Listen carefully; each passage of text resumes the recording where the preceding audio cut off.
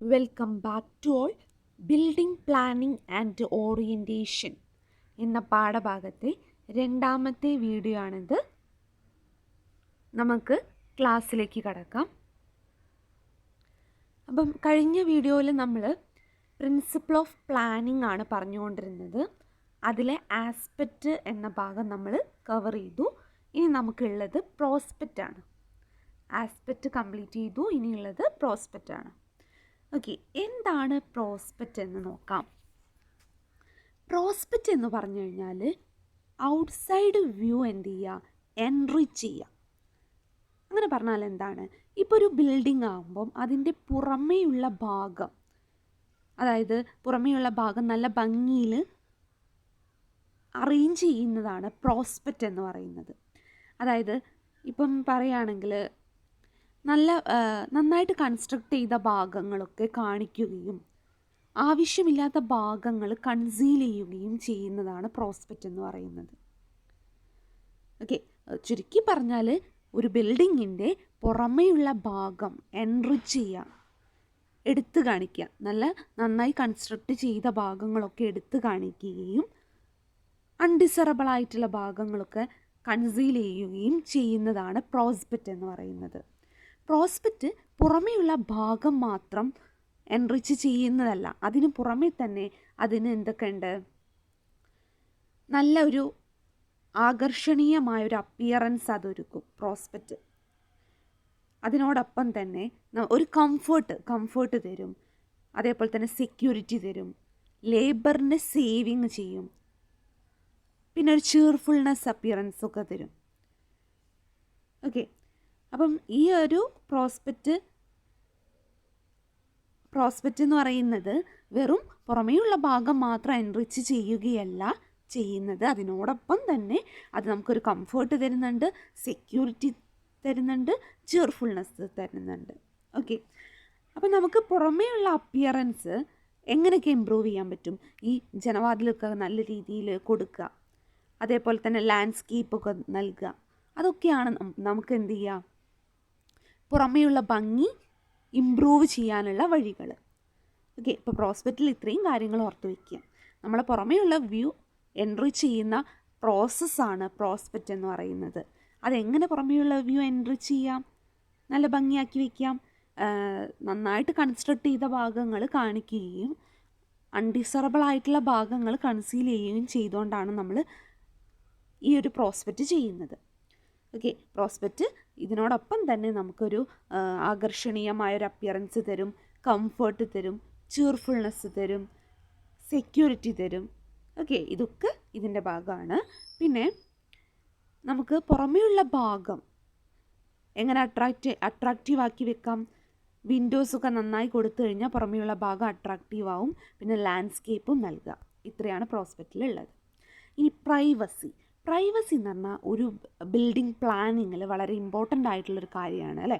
ഏതൊരു ബിൽഡിങ്ങും നമ്മൾ കൺസ്ട്രക്റ്റ് ചെയ്യുമ്പോൾ പ്രൈവസിക്ക് വളരെ ഇമ്പോർട്ടൻസ് കൊടുക്കാറുണ്ട്. ഫോർ എക്സാമ്പിൾ പറയുകയാണെങ്കിൽ ഈ റൂമുകൾക്കൊക്കെ നമുക്ക് പ്രൈവസി ആവശ്യമായിട്ട് വരും. അതായത് ലൈറ്റിൽ നിന്നും സൗണ്ടിൽ നിന്നൊക്കെ ഒരു പ്രൈവസി റൂമിന് ആവശ്യമുണ്ട്. അതിനോടൊപ്പം തന്നെ ഈ ടോയ്ലറ്റ്സിനൊക്കെ പ്രൈവസി ആവശ്യമാണ് അല്ലേ. ഓക്കെ, അതാണ് ഇതിൽ പറയുന്നത്. പ്രൈവസി രണ്ട് തരത്തിലുണ്ട്, എക്സ്റ്റേണൽ പ്രൈവസിയും ഇൻറ്റേർണൽ പ്രൈവസിയും. ഓക്കെ, എന്താണ് ഇൻറ്റേർണൽ പ്രൈവസി? ഇൻറ്റേർണൽ പ്രൈവസി എന്ന് പറഞ്ഞു കഴിഞ്ഞാൽ റൂമുകളിലെ ഡോറുകൾ അതൊക്കെ അറേഞ്ച് ചെയ്യുന്നതിലാണ് ഇൻറ്റേർണൽ പ്രൈവസി ഇരിക്കുന്നത്. ഇപ്പോൾ ഒരു എക്സാമ്പിൾ പറയുകയാണെങ്കിൽ ഒരു ബിൽഡിങ്ങിൻ്റെ ഉള്ളിലുള്ള ഭാഗത്ത് നമ്മളിപ്പോൾ ഒരു റൂം എടുക്കുക. ആ റൂമിൻ്റെ ഫോർ എക്സാമ്പിൾ ഇത് നോക്കൂ, ഈ ഒരു ഫിഗർ നോക്കൂ. റൂമിൻ്റെ ഈ സെൻട്രൽ പോർഷനിൽ ഞാൻ ഡോറ് കൊടുത്തു, എന്താ ഉണ്ടാവുക, അപ്പം ഇവിടെ ഡയറക്റ്റ് ഇങ്ങോട്ട് കാണും അല്ലേ. ഇത്രയും എക്സ്പോസ്ഡ് ഏരിയ ആണ്, ഇവിടത്തേക്ക് പ്രൈവസി നഷ്ടപ്പെട്ടു. ഇവിടെ മാത്രമേ ഈ ഒരു ചെറിയ പോർഷൻ മാത്രമേ ഏരിയ ഓഫ് പ്രൈവസി ഉള്ളൂ. ഓക്കെ, അപ്പോൾ അത് നമുക്ക് അപ്പോൾ മനസ്സിലായി സെൻട്രലിൽ ഒരിക്കലും ഡോറ് കൊടുക്കാൻ പറ്റില്ല എന്ന്. ഇനി നമ്മളിപ്പോൾ കോർണറിൽ ഡോറ് കൊടുത്തു കഴിഞ്ഞാൽ ഇത്രയും ഭാഗം എക്സ്പോസ്ഡ് ആണ്, ഇത്രയും ഭാഗമാണ് പ്രൈവസി വരുന്നത്. അത് കുഴപ്പമില്ല അല്ലേ. പക്ഷേ കൂടുതൽ പ്രൈവസി കിട്ടുന്നൊരു കാര്യമാണ് കോർണറിൽ ഡോറ് കൊടുക്കുക. പിന്നെ ബെറ്റർ മോഡ് ഓഫ് ഹാങ്ങിങ് ഷട്ടേഴ്സ്, ഷട്ടർ നന്നായിട്ട് ഹാങ് ചെയ്യാം. അപ്പോൾ നമുക്ക് എന്ത് ചെയ്യാം, നല്ലൊരു മാക്സിമം പ്രൈവസി, ഇത്രയും പോർഷൻസ് പ്രൈവസി കിട്ടും. അതാണ് ബെറ്റർ മെത്തേഡ് ഡോറുകളൊക്കെ നൽകുന്നത്. ഓക്കെ, അപ്പോൾ ഈ റൂമുകളിൽ ഡോറുകൾ കൊടുക്കുന്നതാണ് ഇൻറ്റേർണൽ പ്രൈവസിയിൽ പ്രധാനമായിട്ട് ഉൾക്കൊള്ളുന്നത് അല്ലേ. ഓക്കെ, ഇനി നമുക്ക് എക്സ്റ്റേണൽ പ്രൈവസിയാണ് പറയാനുള്ളത്. എക്സ്റ്റേണൽ പ്രൈവസി എന്ന് പറഞ്ഞാൽ അപ്പോൾ ഒരു ബിൽഡിങ്ങിനോടനുബന്ധിച്ച് എന്തുണ്ടാവും, അതിന് പുറത്ത് റോഡുകൾ ഉണ്ടാവും അല്ലേ. ആ റോഡിൽ നിന്നൊക്കെ ആ ഒരു ബിൽഡിങ്ങിന് പ്രൈവസി കൊടുക്കുക, അതാണ് എക്സ്റ്റേണൽ പ്രൈവസിയിൽ ഉൾപ്പെടുന്നത്. ഓക്കെ, നടന്നു പോകുന്ന റോഡോ അല്ലെങ്കിൽ വേറെ ഏതെങ്കിലും പാത്ത് വേ ഉണ്ടെങ്കിൽ അതിൽ നിന്നും ബിൽഡിങ്ങിനൊരു പ്രൈവസി നൽകുക, അതാണ് എക്സ്റ്റേണൽ പ്രൈവസി. ഇനി എങ്ങനെ എക്സ്റ്റേണൽ പ്രൈവസി കൂട്ടാമെന്ന് നോക്കാം. അതായത് ഒരു 1.35 മീറ്റർ മുതൽ 1.5 മീറ്റർ വരെ ഹൈറ്റിൽ നമ്മളിപ്പോൾ പുറമേയുള്ള വാളുകളൊക്കെ കൊടുക്കുക, മതിൽ അല്ലേ, അത്രയും ഹൈറ്റിൽ മതിൽ കൊടുക്കുക.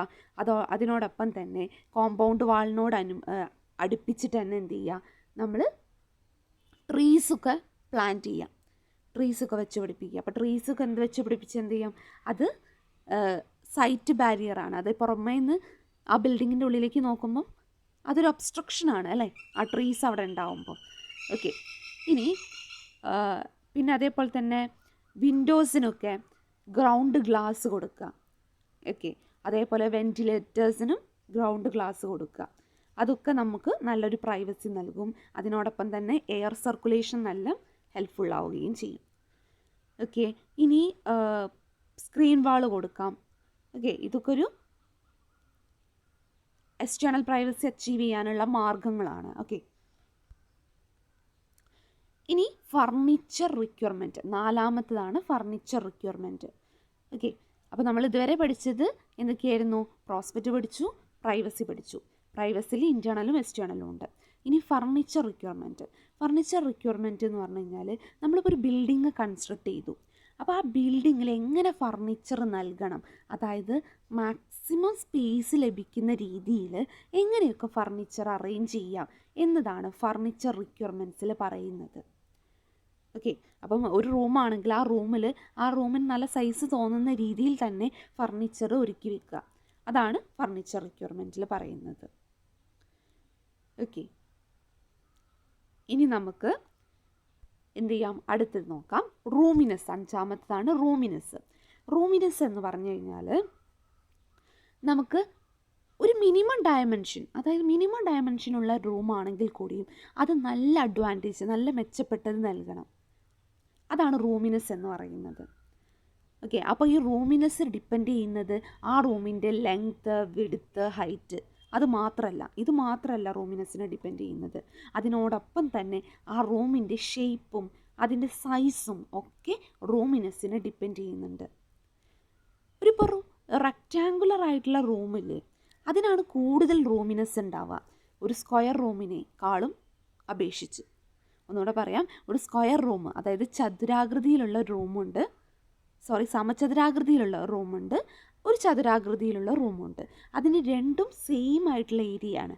അതിൽ ചതുരാകൃതിയിലുള്ള റൂമിനായിരിക്കും കൂടുതൽ റൂമിനെസ് ഉണ്ടാവുക, അതാണ് ഈ പറയുന്നത്. ഓക്കെ, റൂമിനെസ് എന്ന് പറഞ്ഞു കഴിഞ്ഞാൽ എന്തൊക്കെയാണ് അതിനെ ഡിപ്പെൻഡ് ചെയ്യുന്ന ആലോചിക്കുക. ഓക്കെ, നമുക്ക് കുറഞ്ഞ ഡയമെൻഷനിൽ തന്നെ മാക്സിമം ഒരു അഡ്വാൻറ്റേജ് നൽകണം റൂമിനെസ്. ഇനി ലാസ്റ്റ് വൺ, ഗ്രൂപ്പിംഗ്. ഗ്രൂപ്പിംഗ് എന്ന് പറഞ്ഞാൽ ഒരു ബിൽഡിങ്ങിൻ്റെ ഉള്ളിൽ റൂംസൊക്കെ നമ്മൾ അറേഞ്ച് ചെയ്യുന്നതിനെയാണ് ഗ്രൂപ്പിംഗ് എന്ന് പറയുന്നത്. അതെങ്ങനെ അറേഞ്ച് ചെയ്യണം, ആ ബിൽഡിങ് ഉപയോഗിക്കുന്ന യൂസേഴ്സിന് നല്ല സൗകര്യപ്രദമായ രീതിയിലാണ് നമ്മൾ എപ്പോഴും റൂമുകൾ നൽകി വരേണ്ടത്. ഓക്കെ, നമ്മൾ അതേപോലെ തന്നെ സർക്കുലേഷനൊക്കെ മിനിമൈസ് ചെയ്യണം ഗ്രൂപ്പിംഗ്. അതിനോടൊപ്പം തന്നെ കംഫേർട്ട് കൂട്ടുകയും വേണം. ഇപ്പം ഒരു എക്സാമ്പിൾ ഞാൻ പറയുകയാണെങ്കിൽ, എപ്പോഴും ഡൈനിങ് റൂം എപ്പോഴും കിച്ചണിൻ്റെ അടുത്തായിരിക്കണം ഉണ്ടാവേണ്ടത്. പക്ഷേ നമ്മൾ സാനിറ്ററീസ്, അതായത് നമ്മൾ ബാത്റൂംസ്, ആ കാര്യങ്ങളൊക്കെ കിച്ചണിൻ്റെ അകലെയായിരിക്കണം ഉണ്ടാവാൻ അല്ലേ. പക്ഷെ അത് റൂമിനോടൊക്കെ ക്ലോസ് ആയിട്ടും ഉണ്ടായിരിക്കണം. അതാണ് ഗ്രൂപ്പിംഗ് എന്ന് പറയുന്നത്.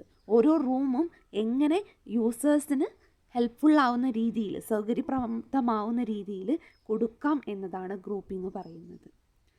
ഓക്കെ, ഇത്രയും കാര്യങ്ങളാണ് നമുക്ക് ബിൽഡിംഗ് പ്ലാനിങ്സിലുള്ള നമ്മൾ ഇന്ന് ഡിസ്കസ് ചെയ്തത്. പ്രോസ്പെക്റ്റ് പറഞ്ഞു, പ്രൈവസി പറഞ്ഞു, ഗ്രൂപ്പിംഗ് പഠിച്ചു, റൂമിനെസ് പഠിച്ചു, ഫർണിച്ചർ റിക്വയർമെൻറ്റ്സ്. ഓക്കെ, ബാക്കി കാര്യങ്ങൾ നമുക്ക് അടുത്ത വീഡിയോയിൽ പരിചയപ്പെടാം. Okay, thank you for watching this video.